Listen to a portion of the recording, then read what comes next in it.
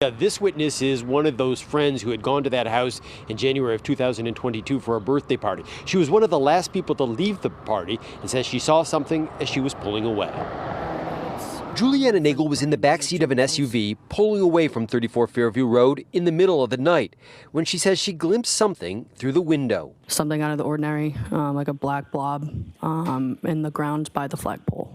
Nagel said the object was about 5 to 6 feet in size. Nagel's friend, Sarah Levinson, was also in the car and says Nagel at the time did mention seeing something, but didn't say what. I asked for clarification.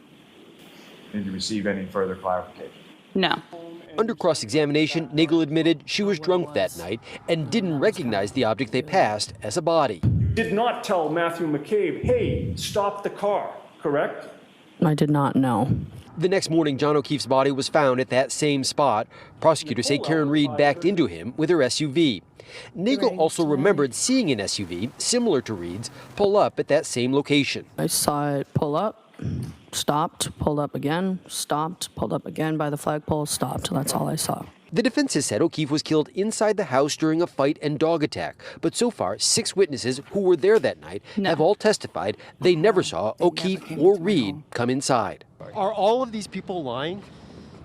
Who are you talking about? Is You gotta be Sarah a little bit lying? more specific Is Sarah than that. lying? Is Sarah lying? There are parts of her testimony that are not credible. It's not a matter of all people doing anything. It's a matter of whether or not the evidence on its own can stand the test of scrutiny. Now, we've yet to hear from 2 people who were also inside the house that night, and these are 2 people that the defense has tried to implicate in John O'Keefe's death, even though no one other than Karen Reed has ever been charged. Live in Dedham, David Bieniek, WCVB News Center 5.